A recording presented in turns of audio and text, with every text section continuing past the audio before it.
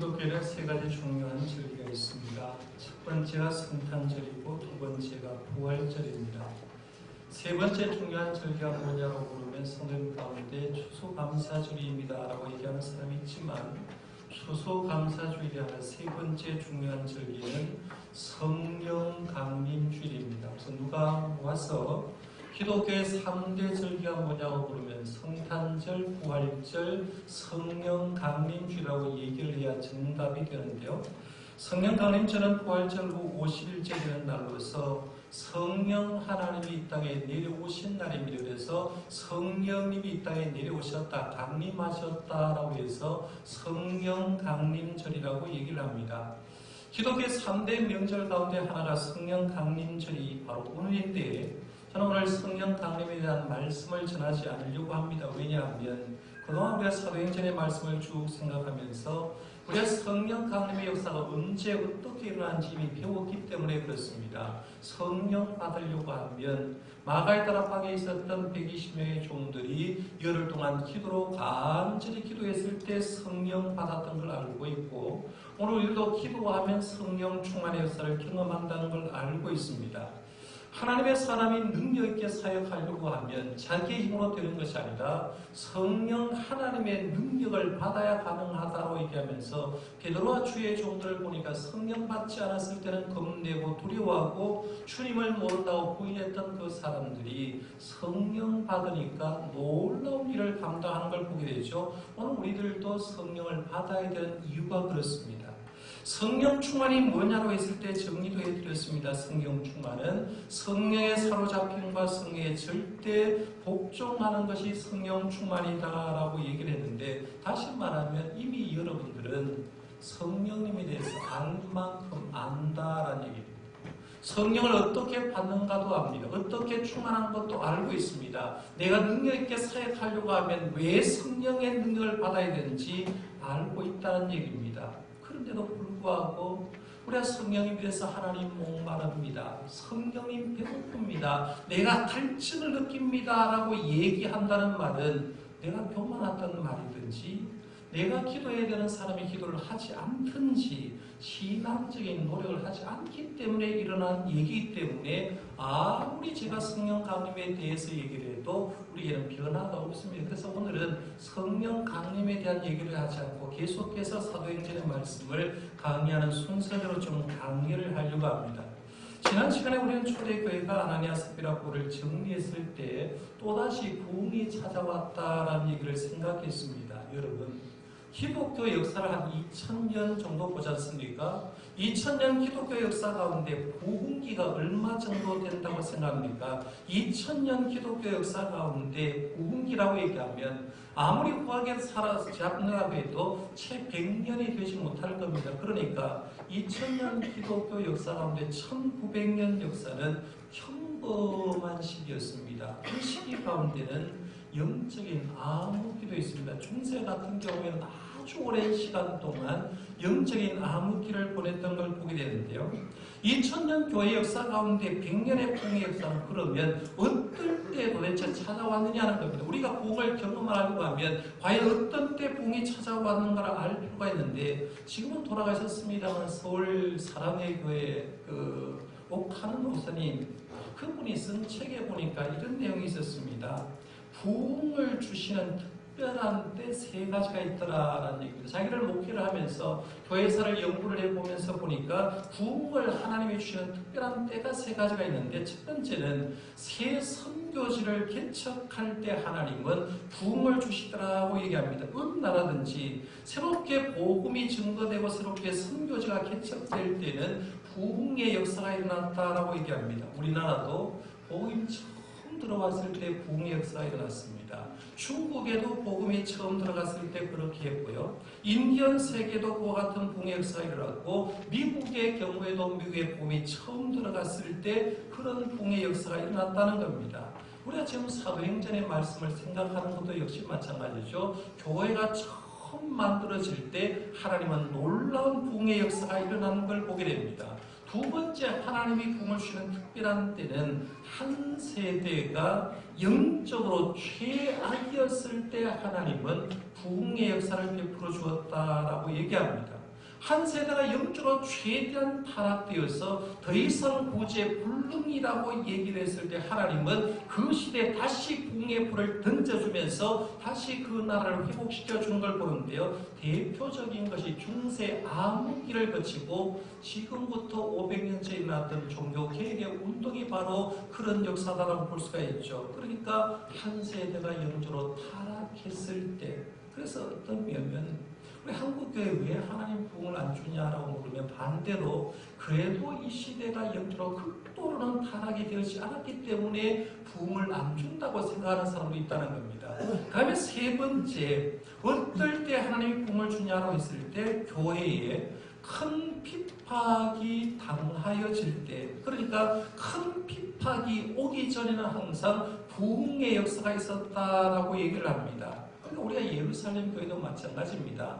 예루살렘 교회가 놀라운 부흥의 역사가 일어나는데 부흥의 역사를 경험한 다음에 이제 말씀이 5장으로 넘어가고 6장으로 넘어가고 7장으로 넘어가면 계속해서 있는 얘기가 뭐냐면 박해 얘기, 순교 얘기가 나옵니다. 그러니까 박해당하고 순교 얘기가 나오기 전에 항상 부흥을 먼저 주고 부흥을 경험한 사람이 어떤 박해에도 어떤 순교에도 믿음을 지키게 하기 위해서 하나님은 그때 부흥을 주셨다라고 얘기합니다. 우리나라도 마찬가지입니다.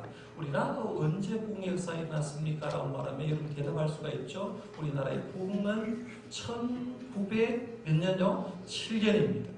1907년 평양 대부흥 운동이 일어났는데 그때 당시만 해도 왜 우리 한국에 1907년 평양 대부흥이 일어나고 한국교회가 흔들었는가 알지 못했는데 가만히 지나보니까 1907년 다음에 1910년 한일 한방이 있더라고요. 일제 차에 들어갑니다. 일제가 우리 믿음의 사람을 얼마나 박해했는지 모릅니다. 그런데 그 박해를 견디게 하기 위해서 하나님은 이미 그 박해 전에 핍박 전에 한국교회 부흥의 불씨를 던져버린 거예요. 그래서 그 부흥의 불씨를 던진 사람이 믿음을 가지고 있을 때 어떤 고난도 어떤 순교에도 승리할 수 있었다는 거예요. 한국교회 사학자요 선교사였던 블레어라는 사람이 이런 글을 썼습니다. 우리 한국의 역사를 쭉 보면서 이런 글을 썼는데요. 우리는 한 가지 깨달은 것이 있다. 성령의 세례가 강대한 능력으로 나타나지 않았다면 조선 기독교인들이 저 앞에 가로놓여 있는 시련의 나라들을 극복해 나갈 도리가 없다는 것을 우리는 비로소 깨달았다.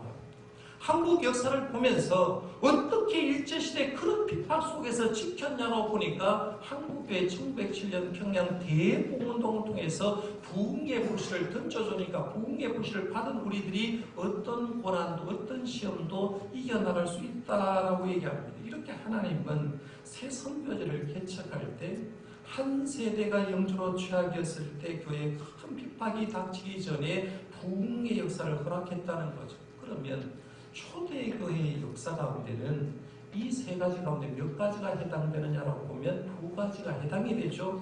새 선교제를 개척할 때 그리고 교회가 큰 핍박을 당하기 전에 부흥의 역사가 일어났다는 걸 봅니다. 우리가 사도행전 2장부터 시작해서 이제 5장 말씀까지 생각했는데요. 초대교회 부흥을 생각하면서 여러분 어떤 생각합니까? 흥분되잖아요. 성령님이 역사하니까 놀라운 역사가 일어나는데 우리가 생각해도 흥분될 만합니다. 지난주가 생각한 것도 사도들의 손을 통해서 표적과 기사가 나타났고 그러니까 믿는 사람의 수가 엄청나게 많았다라고 얘기를 합니다. 그러면 그 역사 가운데 계속해서 부흥하든지 좋은 일만 계속해서 일어나야 되는데 오늘 말씀해 보니까 또다시 핍박이 찾아오는 걸 봅니다. 17절, 18절 말씀 우리 같이 한번 읽어보겠습니다. 시작. 대제사장과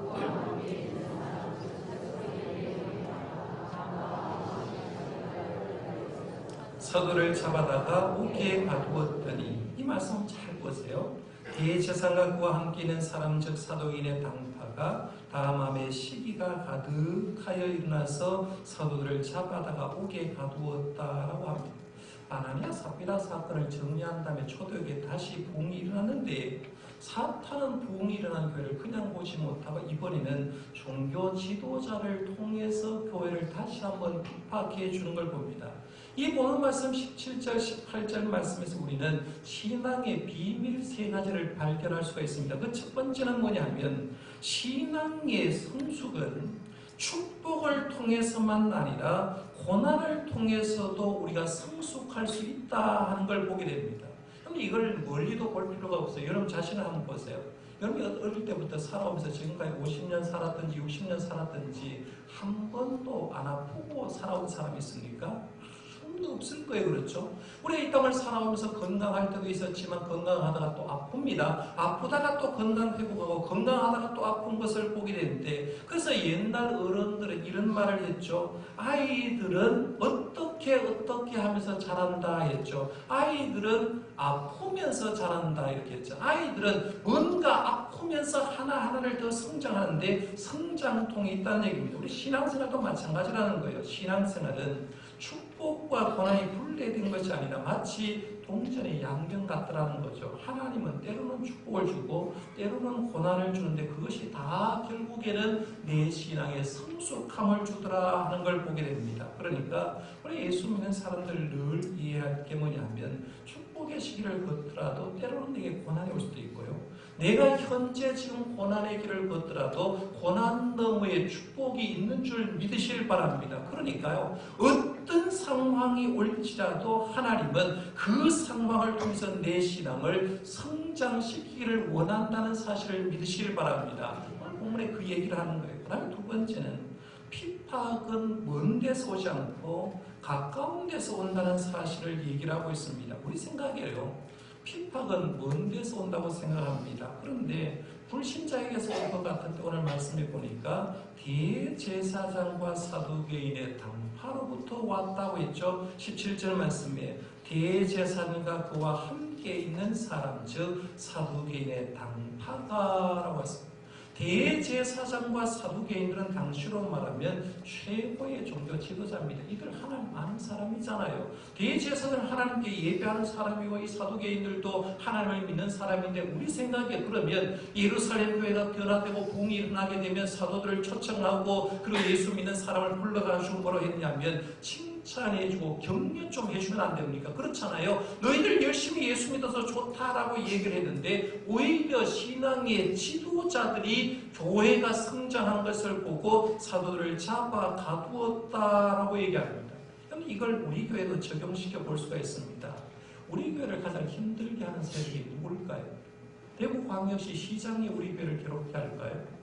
지삼동에 있는 동민들이 우리를 괴롭게 할까요? 그렇지 않다라는 거예요. 지난 우리 교회 46년 역사를 한번 돌아보시길 바랍니다. 교회 밖의 사람이요, 우리 교회를 핍박한 적이 없을 겁니다. 교회 밖의 사람이 우리 교회의 성장을 방해한 적이 없을 겁니다. 우리 교회를 힘들게 한 사람, 우리 교회를 박해하고 성장을 못하게 한 사람이 누구 있느냐 하면 다 교회 안에 있는 사람이었다는 거죠. 심지어 이 교회 안에 사람 가운데 목회자도 될 수가 있어요. 중직자도 될 수가 있습니다. 중요한 거죠. 저와 여러분이 신앙생활 하면서 늘 생각해야 될 게, 내가 교회 앞에 서 있는 것은 중요한데 내가 서 있으면서 사탄의 도구가 되시지 마시길 바랍니다. 하나님 앞에서 내가 쓰임 받을 때요, 내가 존재하면서 잠시 있다 갑니다. 그럴 때 사람들이 얘기할 때 저분 때문에 교회가 부흥했다라는 소리를 들어야 되지, 저분 때문에 교회가 엉망이 되었다, 교회가 힘들었다 소리를 들으면 그분은 사탄의 도구가 되는 거예요. 그래서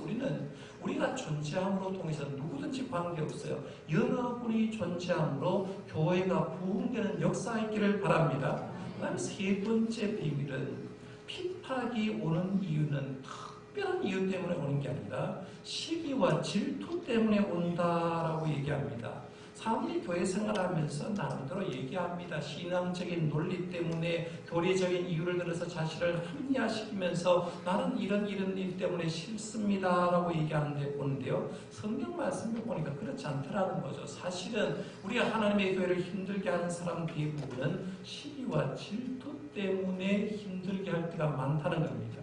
아나니아 삽비라 부부가 헌금하다가 죽었잖아요. 그런데 헌금하다 죽은 그 원인에 들어가면 뭐가 있습니까? 시기심이 있는 거죠. 나도 바나바처럼 인정받을 수 있다는 거예요. 그래서 인정받고 싶어서 땅을 팔아서 갖다 놨는데 시기와 질투심이 사탄마귀가 틈타니까 결국엔 죽어나가는 걸 보는데요. 말씀도 그렇습니다. 그 말씀과 쭉 연관시키면 사도들을 통해서 기적과 역사가 일어났거든요. 수많은 병자들이 길가에 앉아서 베드로 사도와 사도들이 지나간 걸 보는데 이걸 누가 보기 싫어했느냐? 누가 보기 싫어했겠습니까? 대제사장이 싫어했겠죠. 사도계인들이 싫어했습니다. 왜냐하면 자기들이 종교적인 리더입니다. 종교 때문에 먹고 사는 사람입니다. 그런데 백성의 마음이 한순간 바뀌어버린 거예요. 예루살렘에 있는 사람들이 한순간 자기를 향했던 시선이 사도에게 가고 예수님에 가고, 그리고 인기가 자기들이 떨어지니까 자기들의 마음속에서 저 인기 누가 받아야 되는데, 내가 받아야 되는데, 우리가 받아야 되는데 라고 하면서 시기가 가득했다는 거죠. 그러니까 17절 하반절 말씀에 보면 사두개인의 당파가 다 마음에 뭐가 가득했다고 했습니까? 시기가 가득하여 일어나서라고 얘기합니다. 시기 때문에 사도들을 가두었다는 겁니다. 그럼 이 시기와 질투는요, 누구에게도 올 수 있습니다. 제가 예를 들어서 담임 목사입니다. 부목사가 여러 명 있다고 생각해 보세요. 부목사 가운데 한 분이 설교를 하는데 담임 목사보다 훨씬 더 잘했다고 생각해 봐요. 그러면 제 마음속에 뭐가 들까요? 시기가 드는 거예요. 저 부목사 나오면 안 되겠다, 내 보내야 되겠다, 내 인기 떨어지구나 생각할 수 있다.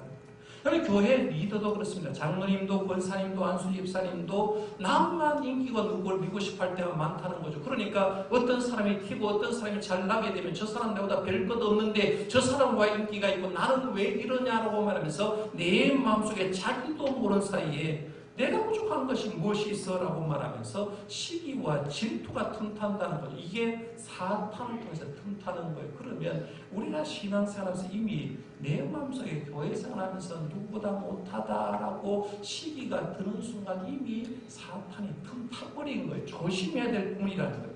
이런 이유로 인해서 사도들은 이제 감옥에 갇히게 됐습니다.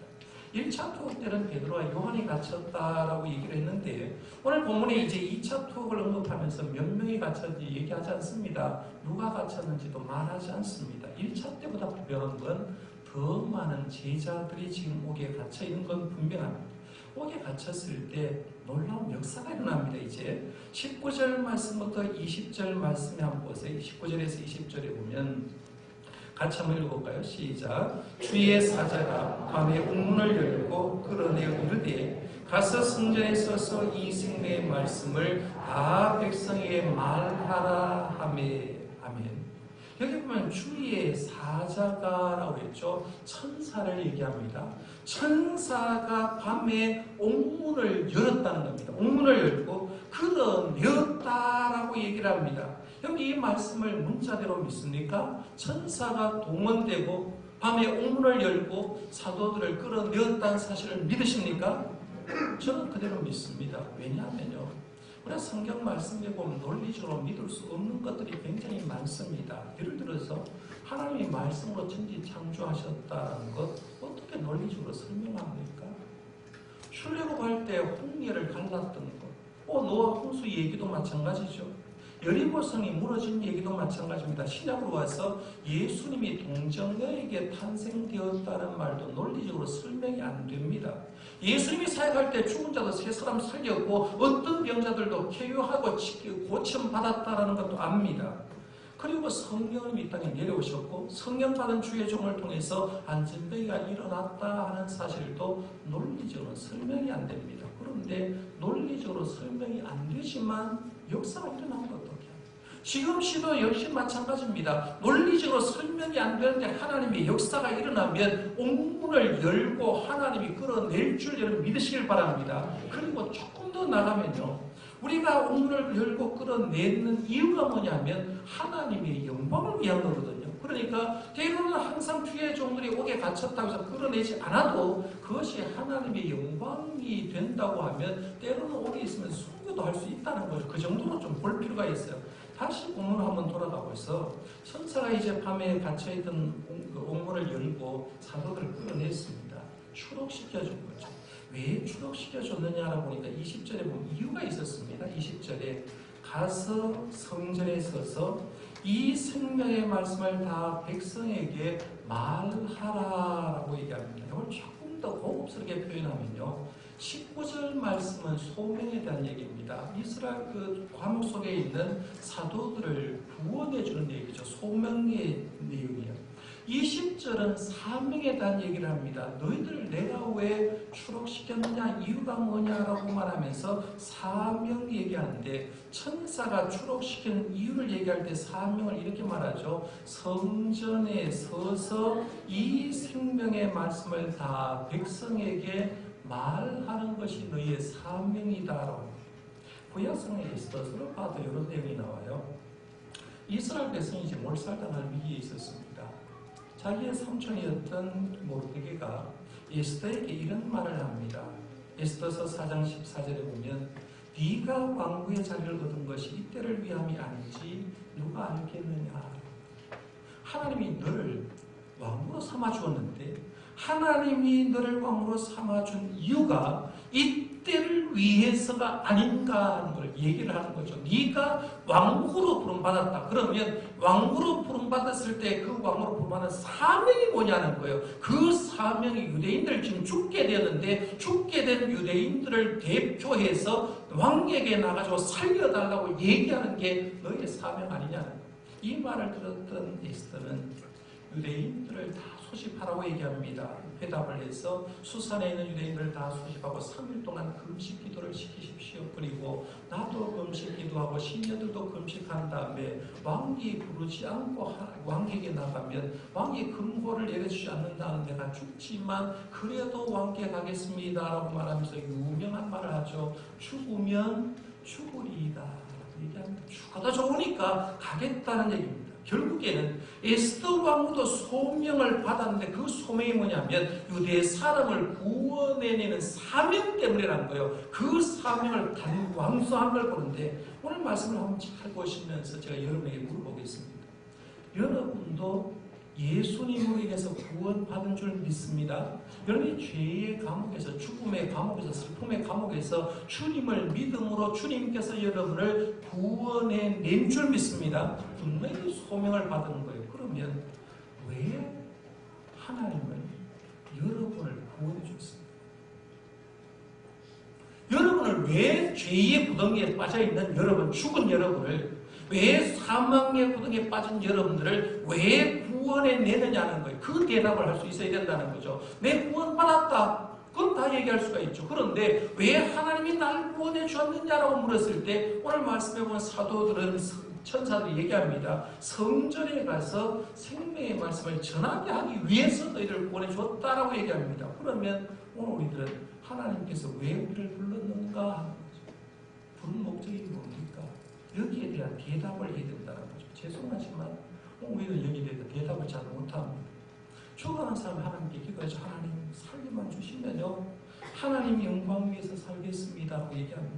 아픈 사람 건강만 주시면 하나님 영광에서 살겠습니다 얘기합니다. 가난한 사람 물질의 군만 주시면 내가 주님 영광 위해서 물질 쓰겠습니다라고 얘기합니다. 직분 받는 사람 직분 받을 때 직분만 맡겨주시면 충성하겠습니다라고 얘기합니다. 그러나 정작 하나님이 살려주고 정작 하나님이 병을 고쳐주고 정작 그 사람을 부유하게 주고 정작 하나님께서 직분을 맡겨주시면 그때 잊어버린 게 뭐냐면 사명을 잊어버려요.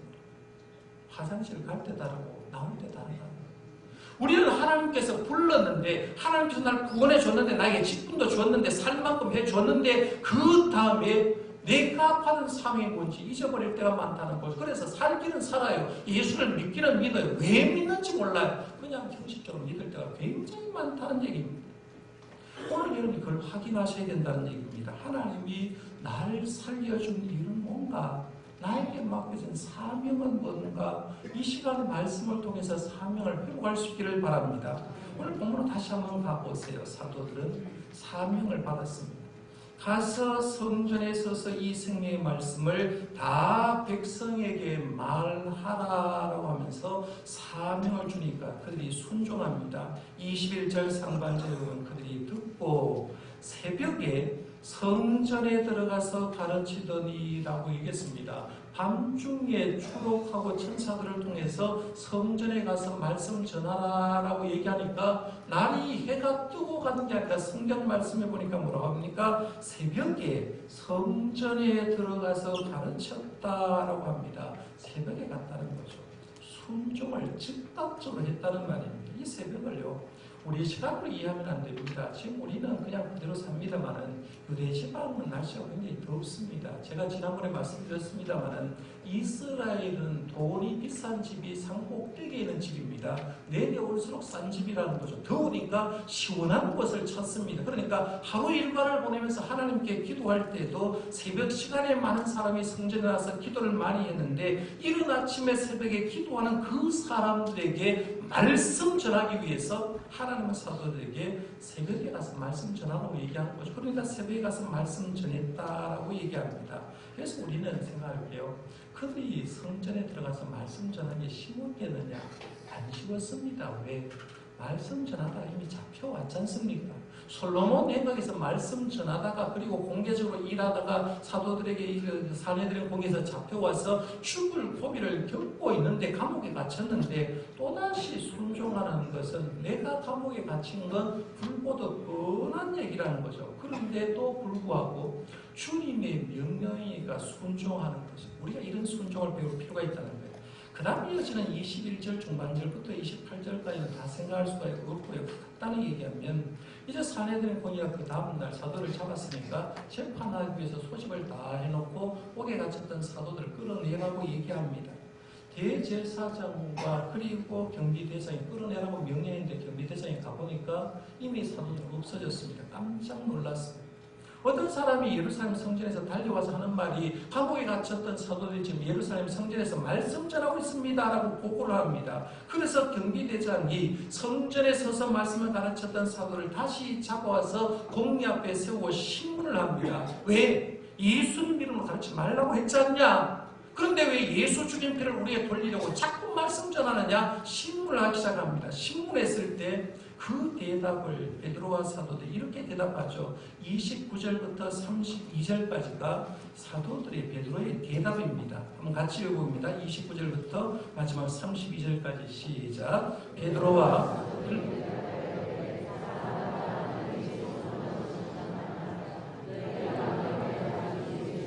우리 조상의 하나님이 살리시고 이스라엘에게 회개함과 지혜사함을 주시려고 그를 오른손으로 높이사 임금과 구주로 삼으셨느니라. 우리는 이 일의 증인이요 하나님의 자리에 순종하는 사람들에게도 주신 성령도 그러하니라 하더라. 아멘.